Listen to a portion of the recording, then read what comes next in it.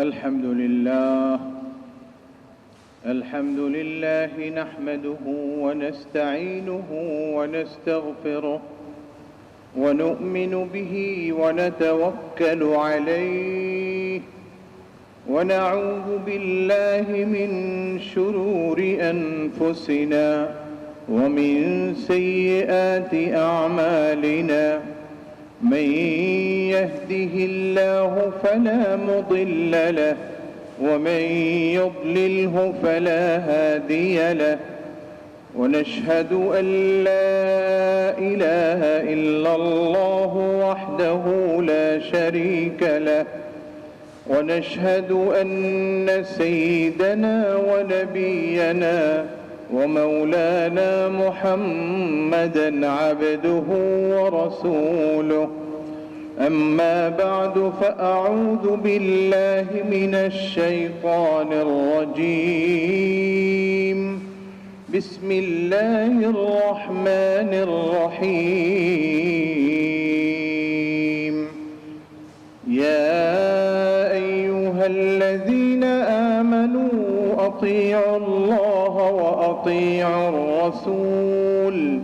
وأطيعوا الرسول وأولي الأمر منكم فإن تنازعتم في شيء فردوه إلى الله وقال تعالى إن الله وملائكته يصلون على النبي يا أيها الذين آمنوا صلوا عليه وسلموا تسليما صلى الله على محمد صلى الله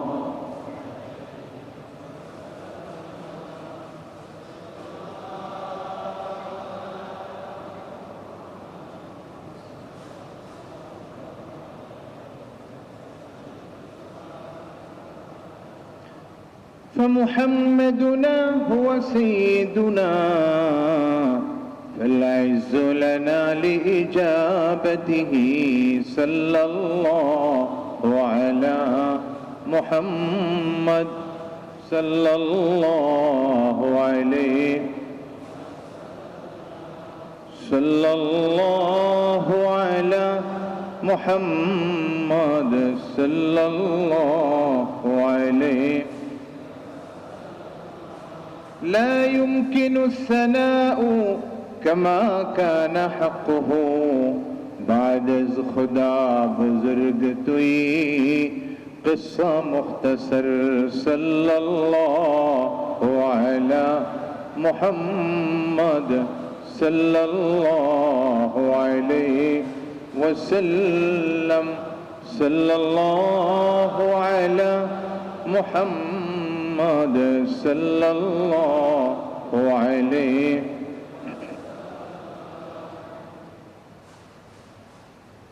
मुअज़्ज़ज़ मुहतरम हाज़िरीन,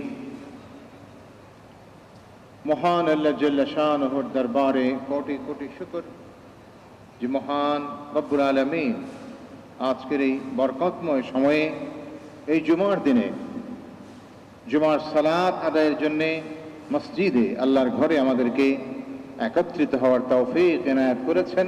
আমরা আল্লাহর দরবারে শুকর আদায় করি আলহামদুলিল্লাহ। আমাদের এই জীবনের যত প্রয়োজন সবকিছুই দিয়েছেন এবং পুরা করেন আল্লাহ রাব্বুল আলামিন। এই জন্য আমাদেরকে আল্লাহর প্রতি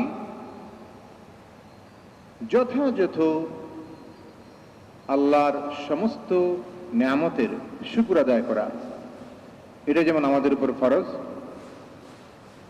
ইবাদতের মাধ্যমে, বন্দিগির মাধ্যমে, আনুগত্যের মাধ্যমে, জবানের মাধ্যমে, নিজের অঙ্গ প্রত্যঙ্গের মাধ্যমে, শারীরিক ইবাদত, মালি ইবাদত, সব ধরনের ইবাদতের মাধ্যমে আল্লাহর শুকর আদায় করে এটা প্রমাণ করে যে আমরা তার অনুগত বান্দা। আল্লাহ নির্দেশ, হে ঈমানদারগণ, আতিউল্লাহ, আল্লাহর ইতাআত করো, তোমরা আনুগত্য করো, কারণ তিনি সব দিয়েছেন, জীবন তিনি দিয়েছেন, জীবনের সমস্ত যা কিছু সব দিয়েছেন। এই পৃথিবীর যত বস্তু সামগ্রী যা কিছু আল্লাহ মানুষের জন্য, খালাকালাকুম মা ফিল আরদি জামিআ, যা কিছু আছে পৃথিবীতে এই সব কিছু তোমাদের কল্যাণে আমি বানিয়েছি। মানুষের সেবা করছে সবাই, সূর্য আমাদের খেদমত করছে, চন্দ্র আমাদের খেদমত করছে, তারকারাজি, আসমান, জমিন, বৃক্ষলতা, সবকিছু, সাগর, নদী, পানি সব আমাদের খেদমতে নিয়োজিত। আল্লাহ বলছেন, সে আল্লাহর আনুগত্য করো। তুমি মানুষ, তোমাকে আমি শ্রেষ্ঠত্ব দিয়েছি, তোমাকে আমি শান দিয়েছি, মর্যাদা দিয়েছি সকলের উপরে। তোমার দায়িত্ব হলো আমার অনুগত থাকা, আমার শুকর করা। আতিউল্লাহ ওয়া আতিউর রাসূল, একই সাথে আমার রাসূলের, আমি যে নবীকে, রাসূলকে বিশেষ করে তোমাদের জন্য এই আখির জামানার নবী, সর্বশেষ নবী, আখির নবী মুহাম্মদুর রাসূলুল্লাহ সাল্লাল্লাহু আলাইহি ওয়াসাল্লাম, তার আনুগত্য করতে হবে। এবং এই আনুগত্যের ক্ষেত্রে আল্লাহ রাসূলের আনুগত্যটা আল্লাহ তাআলা বললেন কোরআনের অন্য আয়াতে, মান ইউতি'র রাসূলা ফাকাদ আতা আল্লাহ, মান ইউতি'র রাসূলা ফাকাদ আতা আল্লাহ। আমার রাসূলের আনুগত্যটাকে আমি আমার আনুগত্য হিসাবেই ধরে নিয়েছি। সুবহানাল্লাহ। আমার নবীর আনুগত্য করা, তার অনুসরণ করা, তার ইত্তেবা করা মানে হচ্ছে আমাকেই মানা। আল্লাহ তাআলা কোরআনের ভাষায় বিষয়টাকে এইভাবে আমাদের সামনে ব্যক্ত করেছেন। আমার প্রিয় নবী, আখির নবী মুহাম্মদুর রাসূলুল্লাহ সাল্লাল্লাহু আলাইহি সাল্লাম, তাকে আমি দুনিয়াতে পাঠিয়েছি এজন্য যাতে তোমরা তারও অনুসরণ করো। এজন্য তার অনুসরণ করলে পরে সেটা আমার অনুসরণ হয়ে যাবে, আমি নবীর অনুসরণ হয়ে যাবে। অতএব তোমরা কি করবে? সব জায়গায়, সব ক্ষেত্রে, জীবনের প্রতিটা ক্ষেত্রে, প্রতিটা জায়গায় আমার নবী মুহাম্মদ সাল্লাল্লাহু আলাইহি সাল্লাম, তার অনুসরণ তোমাদের করতেই হবে। ওয়া উলিল আমরি মিনকুম, এবং তোমাদের মধ্যে যারা উলিল আমর, তাদের আনুগত্য করতে হবে। এটাও আল্লাহ পাকের নির্দেশ। একই সাথে যদি কোনো বিষয়ে তানাজু হয়, কোনো বিষয় যদি বিতর্ক হয়, তাহলে ফারুদ্দুহু ইলাল্লাহি ওয়া রাসূলিহি, আল্লাহর কাছে, আল্লাহর হুকুমের কাছে, রাসূলের আদর্শের কাছে আমাদের ফিরে যেতে হবে। সেই নির্দেশও আল্লাহ পাক আমাদের দিয়েছেন। তবে এখানে একটা বিষয়, যে আল্লাহর আনুগত্য করব এই জন্য যে আল্লাহ জীবন দিয়েছেন, জীবনের সব দিয়েছেন, মালিক যিনি, জীবনের মালিক যিনি, তার আনুগত্য করা ছাড়া একজন মুমিন সে পরিপূর্ণ মুমিন হতে পারে না। ঈমান যখন আমি এনেছি, আমার আল্লাহ একজন, একক, তার কোনো শরীক নাই, আল্লাহু আহাদ আল্লাহু সামাদ, আমি যখন বিশ্বাস করেছি, তো সেই আল্লাহর প্রতি আমার আনুগত্য, নিঃশর্ত আনুগত্য, কোনো রকমের কন্ডিশন নাই, আনকন্ডিশনাল সারেন্ডার তার সামনে, যে আমি কোনো কিছু আমি বুঝি না, আমার সেটা কোনো বিষয় আমার জ্ঞানে, বিবেকে, বুদ্ধিতে বুঝে আসুক আর না আসুক, যেহেতু আল্লাহ নির্দেশ, সেটা আমি পালন করার জন্য তৈরি আছি, তৈরি থাকবো, প্রস্তুত থাকবো সর্বক্ষণ। এটা আল্লাহ পাক চান, এটা নামই আনুগত্য। তো আল্লাহর আনুগত্য করার পাশাপাশি মুহাম্মদ সাল্লাল্লাহু আলাইহি সাল্লামের আনুগত্য করা, এবং একই সাথে উলিল আমর যারা, তাদের নির্দেশগুলি মেনে চলা। উলিল আমরের ব্যাখ্যা করা হয়েছে তাফসিরে, সমস্ত গুরুত্বপূর্ণ তাফসির, যেগুলি তাফসিরে মাযহারি, তাফসির ইবনে কাসির, তাফসির মারিফুল কোরআন সহ, মানে বড় বড় তাফসির গুলাতে, প্রায় সবগুলাতে একইভাবে উলিল আমর দুটো জিনিস। একটা হচ্ছে উলামা ফুকাহা, দ্বীনি বিষয়ে উলামাগণ, ফুকাহাগণ, তারা যে নির্দেশনা দিবেন, সিদ্ধান্ত দিবেন, সেগুলি সবাই মেনে নেবেন। আবার সমাজ, রাষ্ট্র,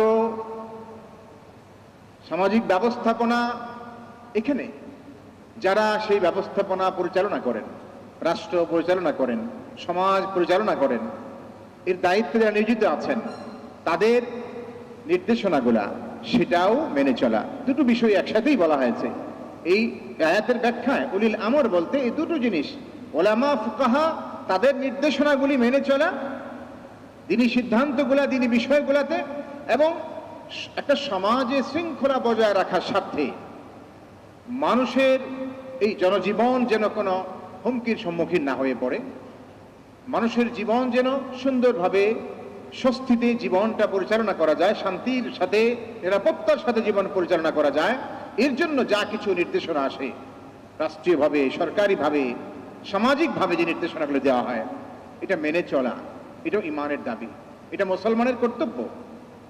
আল্লাহর হুকুমগুলি মানা, প্রত্যেকটা হুকুম সময় মতো আদায় করা, এটা যেরকম মানে একেবারে ফরজ হুকুম জরুরি, ঠিক এটাও যে একটা সমাজ যেন এখানে কোনো ধরনের বিশৃঙ্খলা তৈরি না হয়, কোনো রকমের বিপর্যয়ের সৃষ্টি না হয়, এর জন্য নিয়ম, কিছু কানুন এবং মানুষের কল্যাণে, রাষ্ট্রের কল্যাণে, দেশের কল্যাণে, সমাজের কল্যাণে রাষ্ট্রীয়ভাবে যে সিদ্ধান্তগুলি দেওয়া হয়, আমাদের জন্য যে নির্দেশনাগুলি দেওয়া হয়, সেটা মেনে নেওয়া, এটা মুসলিম হিসাবে এবং একটা দেশের নাগরিক হিসাবে এগুলি আমাদের দায়িত্ব এবং কর্তব্য। বড়ই পরিতাপের বিষয় হলো যে আমরা যেমন আজকের যে পরিস্থিতিটা আমরা জানি, কোভিড-19, এই করোনা পরিস্থিতিটা সারা দুনিয়ার কি অবস্থা কম বেশি খবর আমাদের কাছে আছে। একটা সামান্য ছোট্ট বাচ্চাও কিন্তু খবরটা জানে যে দুনিয়াতে এই কোভিড-19 পরিস্থিতির এখন কি আছে। বাচ্চারাও খবর রাখে, মা বোনরা খবর রাখেন, ছোটরা জানে, বড়রা জানে, বয়োবৃদ্ধ যারা তারাও খবর রাখেন যে পৃথিবী মানে এক বলতে গেলে গোটা পৃথিবীটা এক ধরনের স্থবির হয়ে পড়েছে। সব জায়গায় সবকিছু ভেঙে পড়েছে ব্যবস্থাপনা। অনেক দেশ তো মানে কি বলবো সেটা, যে এরকম অবস্থা যে তাদের জীবন এখন হুমকির সম্মুখীন, সমাজ ব্যবস্থা ভেঙে পড়ছে, এরকম একটা অবস্থায় পৌঁছে গেছে পৃথিবীর অনেক কান্ট্রিতে, অনেক দেশে। আল্লাহর ইচ্ছা, আল্লাহর দয়া যে আমরা এখনো সেই মারাত্মক রকমের বিপর্যয়ের মুখোমুখি আমরা এখনো হয়নি। আল্লাহ অনেকটা ভালো রেখেন। তবে গত কিছুদিন থেকে আমরা জানি যে একটু অবনতির দিকে যাচ্ছে কিন্তু পরিস্থিতি। বিভিন্ন জেলাতে লকডাউন আছে, অনেক কিছু বিধিনিষেধ চালু করা আছে, যানবাহন নিয়ন্ত্রিত আছে, অনেক কিছু। কারণ পরিস্থিতিটা আমরা দেখতে পাচ্ছি যে দিন দিন আপনার সংক্রমণের হার বাড়ছে, মৃতের হার বাড়ছে, সমস্যাগুলি বাড়ছে, যে কারণে আমাদেরকে নির্দেশন দেওয়া হচ্ছে বারবার। একেবারে রাষ্ট্রের সর্বোচ্চ জায়গা থেকে আমাদের মহামান্য রাষ্ট্রপতি বলছেন, আমাদের মাননীয় প্রধানমন্ত্রী বলছেন, মিনিস্ট্রি থেকে বলা হচ্ছে, ধর্ম বিষয়ক মন্ত্রণালয়, ইসলামিক ফাউন্ডেশন শুরু থেকে এই লাইনে কাজ করছেন, বিভিন্ন প্রজ্ঞাপন জারি করছেন, চিঠিপত্র দিচ্ছেন, আমাদের যে নির্দেশনা দিচ্ছেন কি করতে হবে, আমাদেরকে কিভাবে চলবো, কি করা উচিত এই মুহূর্তে বর্তমান পরিস্থিতিতে একজন দেশের নাগরিক হিসাবে, একজন মুসলিম হিসাবে আমার করণীয়টা কি, সে সম্পর্কে আমাদেরকে নির্দেশনা দেওয়া হচ্ছে।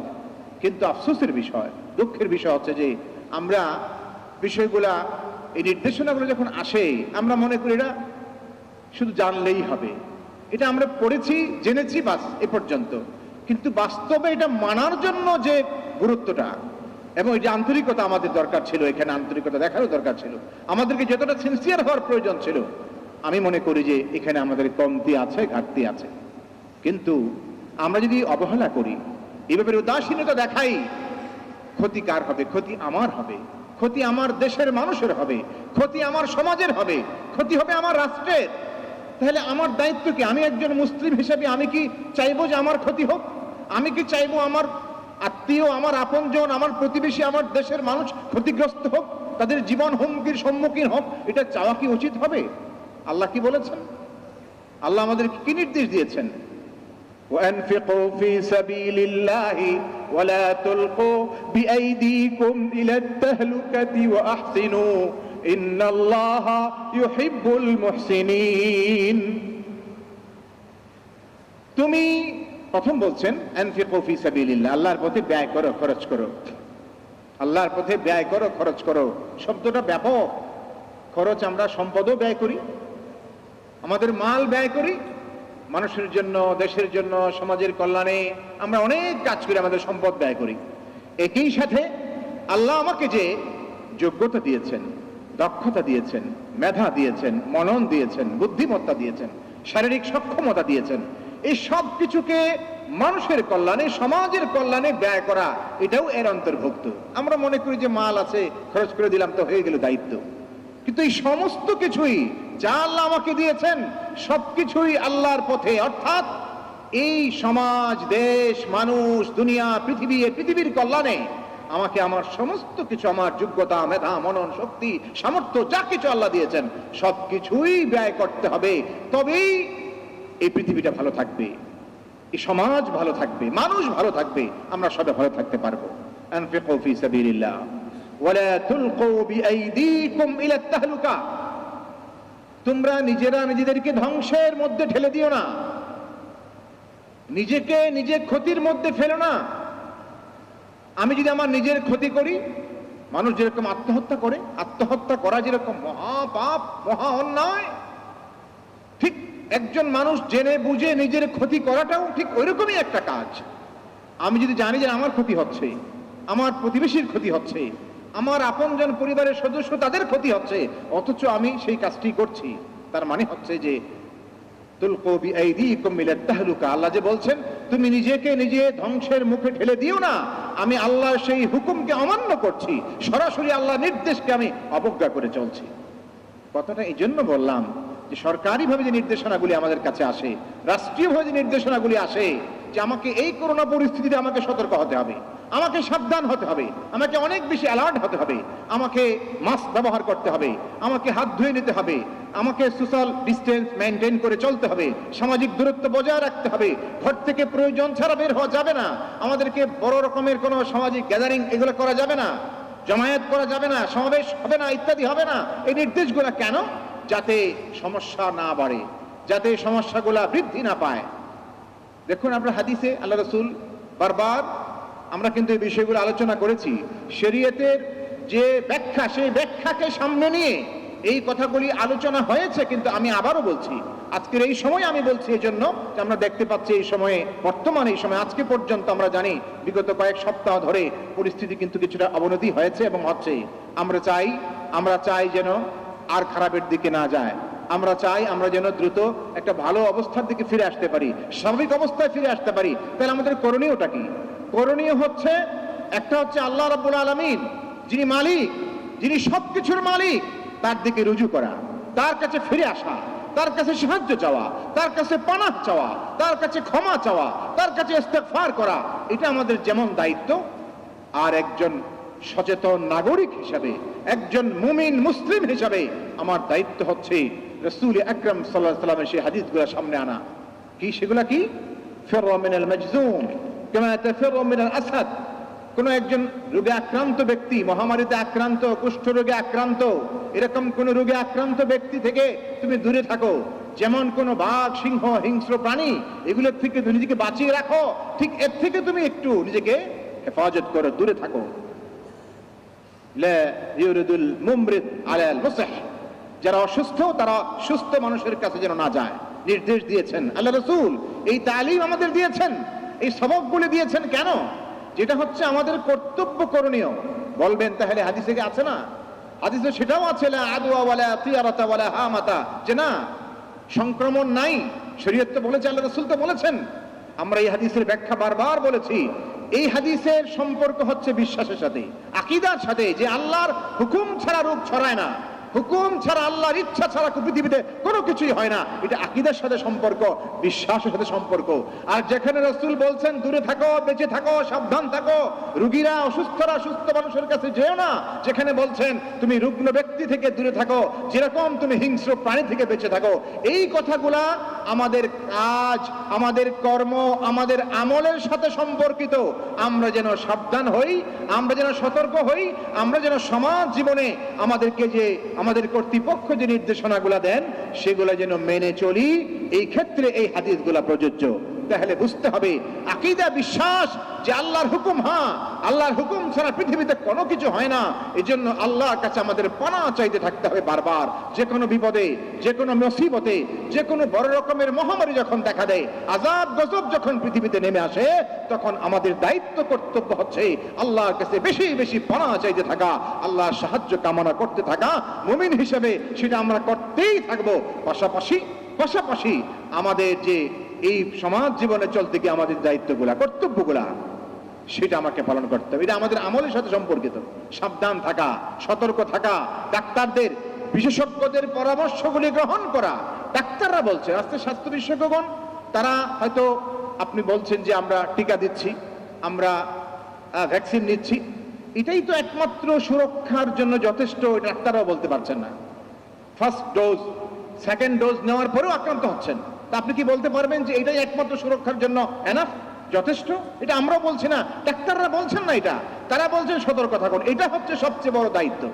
শুধু আপনি টিকা নিলেই আপনি শুধু ভ্যাকসিন নিলেই যে সমস্যার সমাধান হয়ে যাবে, এটা কিন্তু আমাদের বিশেষজ্ঞ তারা এইভাবে বলছেন না। তারা বলছেন হ্যাঁ এটাও একটা হতে পারে, এটা আমরা আশা করছি যে এটা উপকার আসবে, কিন্তু এর চেয়েও বড় কথা হচ্ছে আমাদের সবাইকে সতর্ক থাকতে হবে, আমাদের স্বাস্থ্যবিধিগুলা মেনে চলতে হবে।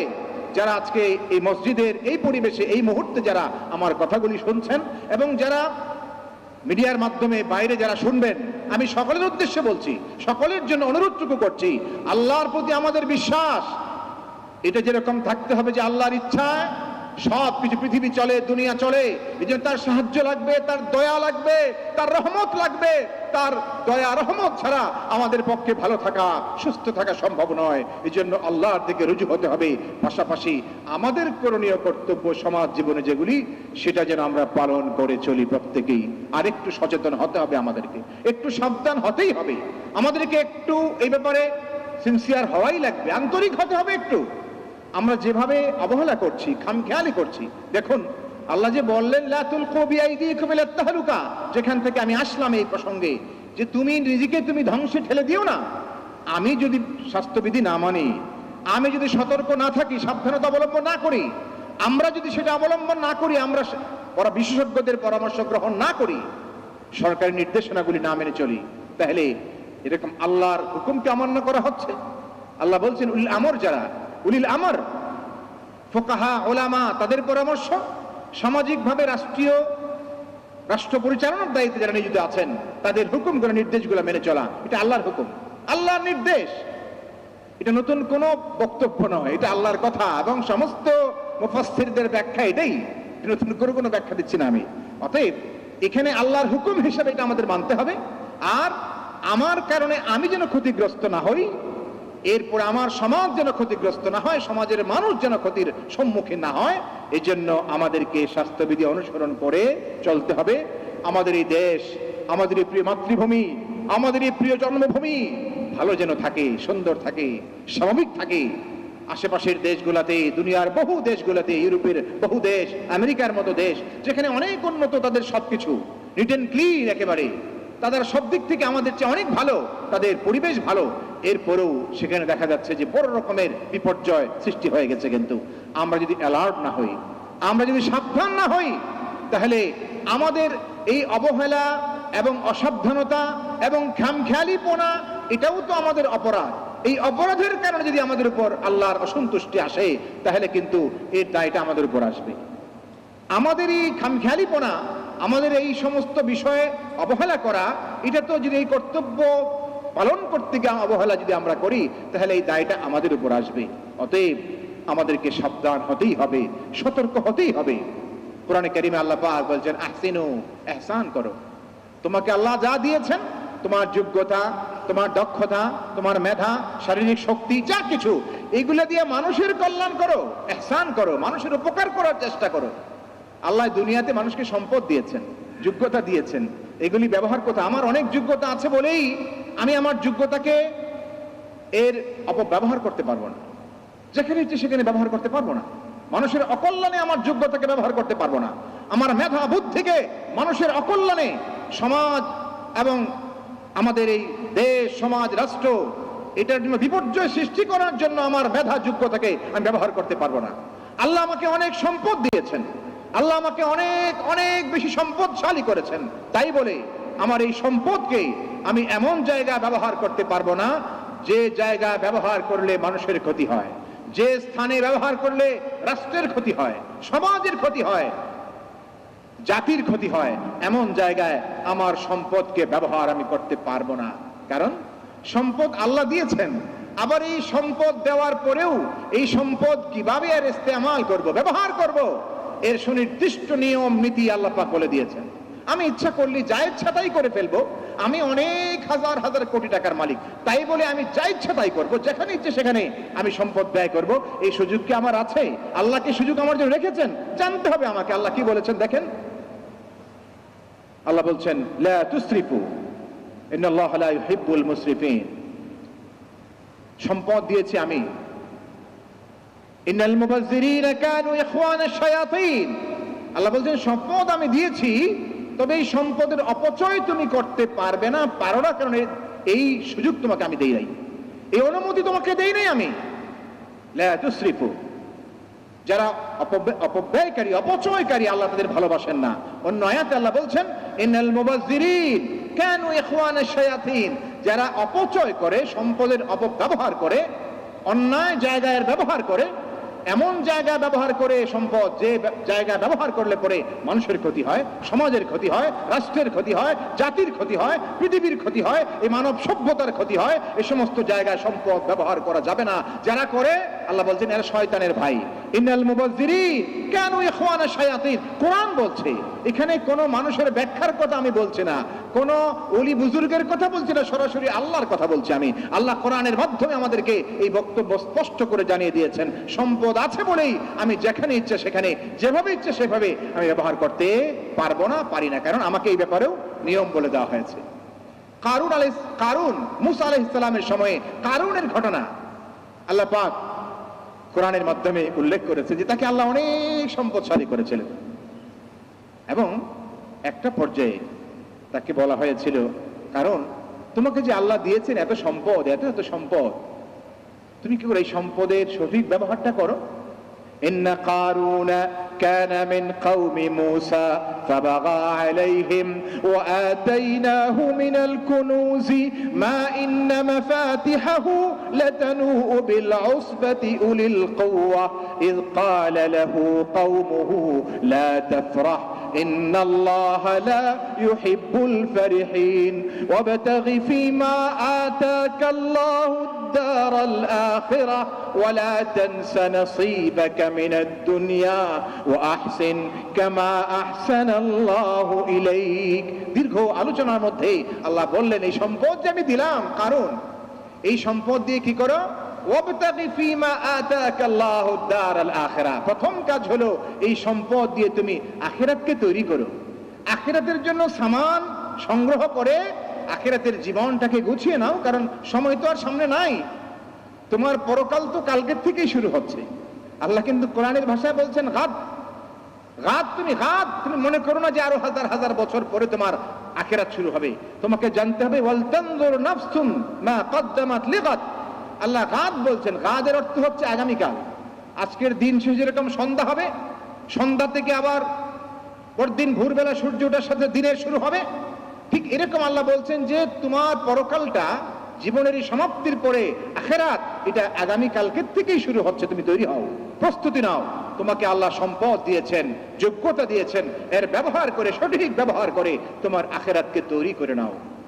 ওয়ালা তানসা নাসীবাকা মিনাদ দুনিয়া, তোমার দুনিয়ার প্রয়োজনের কথাও ভুলে যাওয়ার দরকার নাই। তোমার বাড়ির প্রয়োজন, গাড়ির প্রয়োজন, সন্তানের লালন পালনের প্রয়োজন, একটা সুন্দর জীবন, একটা গোছানো জীবনের প্রয়োজন। তোমার জীবন যাপন যেন স্বাচ্ছন্দ্যময় হয়, সুখময় হয়, এর জন্য যা কিছু প্রয়োজন, তো আমি বলছি না যে তুমি এই সব কিছু বাদ দিয়া বৈরাগী হয়ে যাও, আমি এটাও বলছি না তোমাকে। লা রাহবানিয়াতা ফিল ইসলাম, বৈরাগী হওয়ার দরকার নাই, সংসার ত্যাগী হওয়ার দরকার নাই, সমাজ ত্যাগী হওয়ার কোনো প্রয়োজন নাই। ইসলামে এটা নাই। তোমাকে সমাজও করতে হবে, সংসারও করতে হবে, প্রয়োজনগুলোও পুরো করতে হবে, এর মধ্য দিয়ে তোমার আখিরাতকেও আবার গুছিয়ে নিতে হবে, সাজিয়ে নিতে হবে। এটাই ইসলাম। ইসলামের প্রকৃত শিক্ষাই হলো এটা। ইসলাম একটি বাস্তবমুখী জীবন ব্যবস্থা, একটি বিজ্ঞান সম্মত জীবন ব্যবস্থা, একটি ভারসাম্যপূর্ণ, ব্যালেন্সেবল, একটি ভারসাম্যপূর্ণ জীবন ব্যবস্থা, যেখানে মানুষকে সবকিছুই করতে বলা হয়েছে। সমাজও করতে হবে, সংসারও করতে হবে, জীবনকে সুন্দর করে গোছাতে হবে, আবার আখিরাতকেও তৈরি করতে হবে। সব কিছুর সমন্বয়ই ইসলাম এবং ইসলামী জিন্দেগি। ইসলাম আমাদেরকে এমন একটা সুন্দর জীবন আমাদেরকে কিন্তু দিয়েছে। আমার ভাইরা, আজকের যারা শুনছেন কথাগুলি, অনুরোধ করে বলবো, এই যে ইসলাম আমাদেরকে এমন একটি সুন্দর জীবন দিয়েছে, যেখানে আমার সম্পদ, আমি সম্পদের মালিক, এরপরেও আমি যেভাবে ইচ্ছে সেভাবে ব্যয় করতে পারি না। সেখানে আমাকে সুনির্দিষ্ট নিয়ম পদ্ধতি বলে দেওয়া আছে, কতটুকু আমি মালিক, কতটুকু গরিবকে দিতে হবে, কতটুকু বাইতুল মালে দিতে হবে, যাকাতের জন্য দিয়ে দিতে হবে, কতটুকু আত্মীয়কে দিতে হবে, সব কিছু সুনির্দিষ্টভাবে পুঙ্খানুপুঙ্খরূপে এখানে বলে দেওয়া আছে। আমরা যদি সেই জিনিসগুলো মেনে চলি, তাহলেই তো আমরা সবাই ভালো থাকবো, সুন্দর থাকবো, সুস্থ থাকবো। আর আমার দ্বারা কি হবে না, আহসিনু আহসিন কামা আহসানাল্লাহু ইলাইক। কারুনকে আল্লাহর পক্ষ থেকে বলা হলো, কারুন, তোমার অনেক সম্পদ, ঠিক আছে, তুমি সম্পদ ব্যবহার করো, তবে আল্লাহ তোমাকে যেরকম ইহসান করেছেন, দয়া করেছেন, মায়া করে তোমাকে এত বিশাল নিয়ামত দিয়েছেন, তুমিও মানুষের প্রতি মায়া করো, মানুষের প্রতি দয়া করো, মানুষের প্রতি অনুগ্রহ করো, মানুষের প্রতি দায়িত্ব পালন করো, দেশের প্রতি, সমাজের প্রতি দায়িত্ব পালন করো। তুমি নিজে বেশি স্বার্থপর হয়ে যেও না, আত্মকেন্দ্রিক হয়ে যেও না, খুব বেশি স্বার্থপর হয়ে নিজেরটাই শুধু বুঝো, আর দেশ, সমাজ, মানুষ তাদের ক্ষতি হয়ে যাচ্ছে, তুমি সেটা বুঝো না। এটা হওয়া যাবে না, তোমাকে এই অনুমতি দেওয়া হয়নি।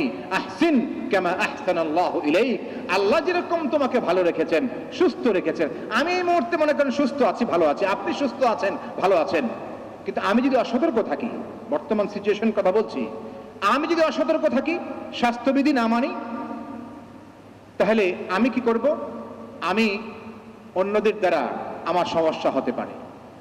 আবার আমি যদি আক্রান্ত হয়ে থাকি, আমার কোনো সমস্যা থেকে থাকে, তাহলে এর দ্বারা অন্যের অসুবিধা হতে পারে, আরেকজন ক্ষতিগ্রস্ত হতে পারে। এই জন্য শরীয়ত এখানে আমলের সাথে সম্পর্কিত যে হাদিসগুলা, সতর্ক থাকতে যেখানে বলা হয়েছে, সাবধান থাকতে বলা হয়েছে, মানুষকে স্বাস্থ্যবিধি মানতে বলা হয়েছে, ডাক্তারদের পরামর্শ গ্রহণ করতে বলা হয়েছে, সেখানে আমি যদি সেই কর্তব্যগুলো পালন না করি, তাহলে আমি যেরকম আমার ক্ষতি করছি, একই সাথে আমার দ্বারা আরেকজন ক্ষতিগ্রস্ত হচ্ছে, তাহলে সমস্ত দায়গুলা আমার উপর আসছে।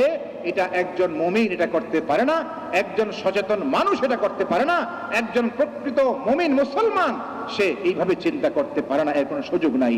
অতএব আসুন আমরা বারবার এই বিষয়গুলা, যে নির্দেশনাগুলা রাষ্ট্রীয়ভাবে, সরকারিভাবে, বিভিন্ন সংস্থা থেকে, স্বাস্থ্য মন্ত্রণালয় থেকে, ধর্ম বিষয়ক মন্ত্রণালয় থেকে, বিভিন্ন রাষ্ট্রের বিভিন্ন সংস্থা থেকে, সরকারের সর্বোচ্চ পর্যায় থেকে আমাদেরকে যে নির্দেশনাগুলো দেওয়া হচ্ছে, সেগুলির ব্যাপারে আমরা যেন পুরোপুরি দায়িত্ববান হই, আমরা অনেক বেশি দায়িত্বশীল হই, সেগুলি পালনের ব্যাপারে আমরা আন্তরিক হই, যথাযথভাবে সেগুলি মেনে চলি, এর জন্য আমরা চেষ্টা করি।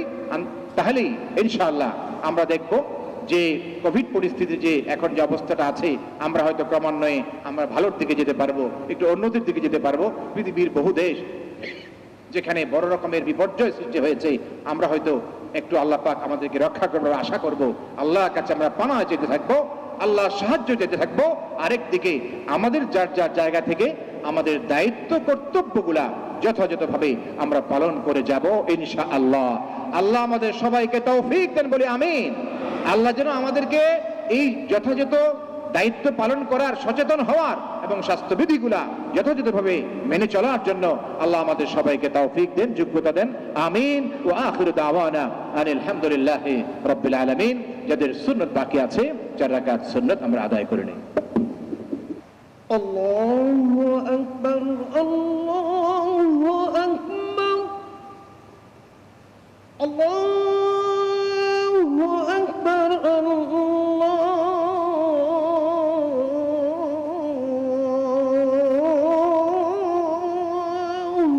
আকবার।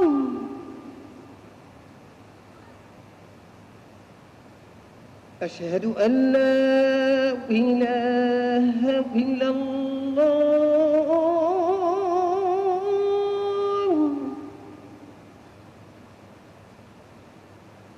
أشهد أن لا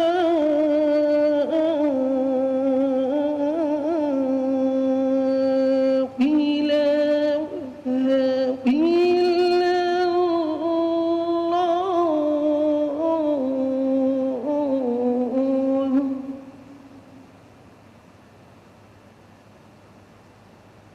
أشهد أن محمد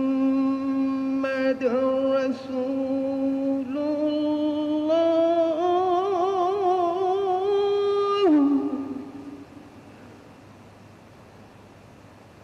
أشهد أن محمد رسول الله.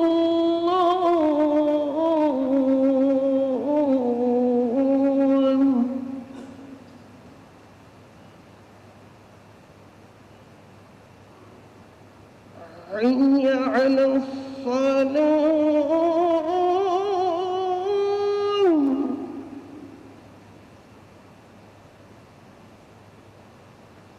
حي على الصلاة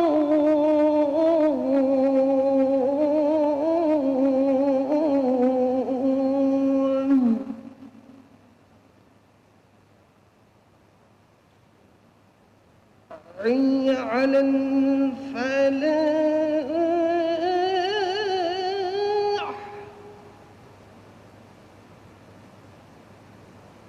حي على الفلاح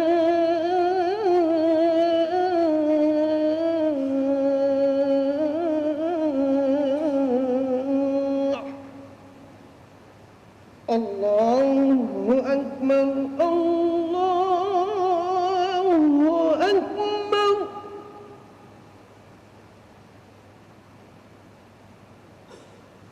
لا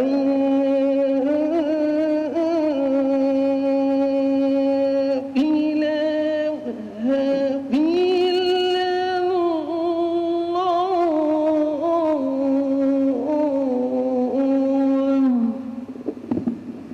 إن الحمد لله تعالى حمدا كثيرا طيبا مباركا فيه، الذي خلقنا وخلق كل شيء وقدره تقديرا، والذي فضلنا على سائر الخلائق وأتم علينا نعمته ورضي لنا الإسلام دينا فلا نعبد ولا نستعين إلا إياه، وألف بين قلوب أهل الإيمان فأصبحوا بنعمته إخوانا، وحثهم على أن يكونوا كأعضاء جسد واحد أنصارا وأخدانا. صلى الله تعالى على خير خلقه محمد وعلى آله وأصحابه الذين بذلوا جهودهم وأوقاتهم وأموالهم في سبيل الله، والذين ضحوا نفوسهم في مرضاة الله عز وجل، وعلى أتباعهم ومن تبعهم بإحسان إلى يوم الدين. أما بعد، فيا أيها الحاضرون، إن الله سبحانه وتعالى قال في القرآن الكريم: يا أيها الذين آمنوا أطيعوا الله وأطيعوا الرسول وأولي الأمر منكم، فإن تنازعتم في شيء فردوه إلى الله والرسول إن كنتم تؤمنون بالله واليوم الآخر، ذلك خير وأحسن تأويلا. أيها الإخوة الإيمان، قد تعلمون أن فيروس كورونا قد انتشرت في سائر بلادنا، كما فشت تمام العالم حتى وقف مثل عبادة الحج، حيث لا نقدر للذهاب إلى زيارة بيت الله، ولكن هذا المنع لمؤقت فقط، ونسأل التوفيق أن نقدر عليه غير بعيد. وإن الله سبحانه وتعالى قال: يريد الله بكم اليسر ولا يريد بكم العسر. أيها المؤمنون، أول ما قبل كل شيء وقت هذا الوباء أن ندعو الله سبحانه وتعالى ليحمينا مثل هذا الطاعون، فقال الله سبحانه وتعالى: ولا تدع من دون الله ما لا ينفعك ولا يضرك فإن فعلت فإنك إذا من الظالمين. ومع ذلك علينا أن نتخذ الحماية الصحية الحديثية والطبية. قال رسول الله صلى الله عليه وسلم: لا يورد ممرض على مصح، وقال أيضا: فر من المجذوم كما تفر من الأسد. أيها الإخوان، فعلينا تنفيذ التوجيهات التي تصدر عن مؤسسات الدولة أو الحكومة، والأخذ بالإجراءات الاحترازية التي دعت إليها، وضرورة الوقاية واتباع تعليمات الدولة، حيث يقول الحق سبحانه وتعالى: يا أيها الذين آمنوا أطيعوا الله وأطيعوا الرسول وأولي الأمر منكم. ونلتزم بتوجيهات أهل الطب في مواجهة انتشار فيروس كورونا، وذلك بالالتزام بجميع الإجراءات الاحترازية الوقائية، وأهمية الحفاظ على مسافات التباعد الاجتماعي، وغسل اليدين بالماء والصابون والمعقمات عند الضرورة، والابتعاد عن التدخين، وبالتنظيف جميع الأشياء التي نلتمس في كثير الأوقات. فعلينا مع الأخذ بالأسباب خاصة في هذه الأيام أن نكثر من الدعاء والتضرع إلى الله سبحانه وتعالى، وأن نذكره سبحانه وتعالى في كل أحوالنا، وأن نكثر من الصدقات. وهذا أمر إلهي، حيث يقول الله سبحانه وتعالى: فلولا إذ جاءهم بأسنا تضرعوا. ويقول تعالى: يا أيها الذين آمنوا اذكروا الله ذكرا كثيرا. والإنفاق في سبيل الله، قال الله تعالى: وأنفقوا في سبيل الله. إخواني الكرام، فعلينا أن نبقى في البيت وعدم الخروج إلا للضرورة والبعد عن التجمعات، ونسأل الله سبحانه وتعالى العلي القدير أن يجعل برفع البلاء عن البلاد والعباد، خاصة عن بلادنا الحبيب وسائر بلاد العالمين. وفقني وإياكم أن نعمل بهذه الآيات وبأحاديث النبي صلى الله عليه وسلم، وبارك الله لنا ولكم في القرآن العظيم، ونفعنا وإياكم بالآيات والذكر الحكيم. وأقول قولي هذا وأستغفر الله لي ولكم ولسائر المؤمنين من كل ذنب فاستغفروه، إنه هو الغفور الرحيم.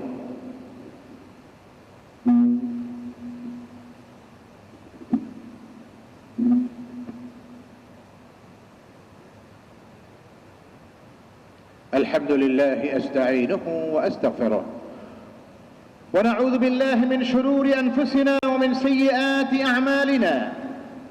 من يهده الله فلا مضل له، ومن يضلل فلا هادي له. ونشهد أن لا إله إلا الله وحده لا شريك له، ونشهد أن سيدنا ومولانا محمدا عبده ورسوله، أرسله بالحق بشيرا ونذيرا بين يدي الساعة. من يطع الله ورسوله فقد رشد، ومن يعصهما فإنه لا يضر إلا نفسه ولا يضر الله شيئا.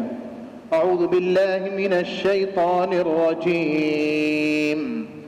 إن الله وملائكته يصلون على النبي يا أيها الذين آمنوا صلوا عليه وسلموا تسليما.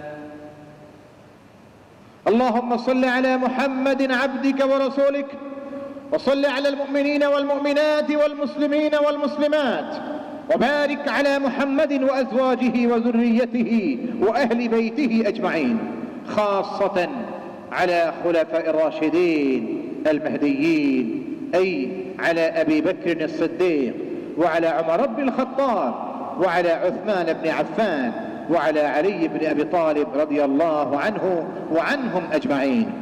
اللهم أعز الإسلام والمسلمين، اللهم انصر واحفظ الإسلام والمسلمين، واخذل الكفرة والمبتدعة والملاحدة وهؤلاء أعداء الدين وأعداء المسلمين. اللهم شتت شملهم وفرق جمعهم، اللهم زلزل أقدامهم وخيب أملهم، اللهم خالف بين كلمتهم وألق في قلوبهم الرعب، وأنزل عليهم رجزك وبأسك الذي لا ترده عن القوم المجرمين. اللهم انصرنا واحفظنا، واحفظ بلادنا هذا بنغلاديش، وطننا هذا بنغلاديش، من سائر الآفات ومن سائر البلاء ومن الأمراض والوباء، خاصة من فيروس كورونا.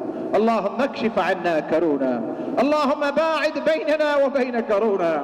اللهم احفظ المسلمين في بنغلاديش، المسلمين في جميع أنحاء العالم من الوباء. اللهم يا حي يا قيوم، إنا نسألك العفو والعافية والمعافاة الدائمة في الدنيا والآخرة يا رب العالمين. اللهم أكرمنا ولا تهنا يا كريم في الدنيا والآخرة. اللهم إنا نسألك الهدى والتقى والعفاف والغنى يا رب العالمين. اللهم وفقنا لما تحب وترضى من القول والفعل والعمل والنية يا أرحم الراحمين. اللهم اغفر لنا ولوالدينا ولأساتذتنا ولمن له حق علينا ولجميع المؤمنين والمؤمنات يا رب العالمين.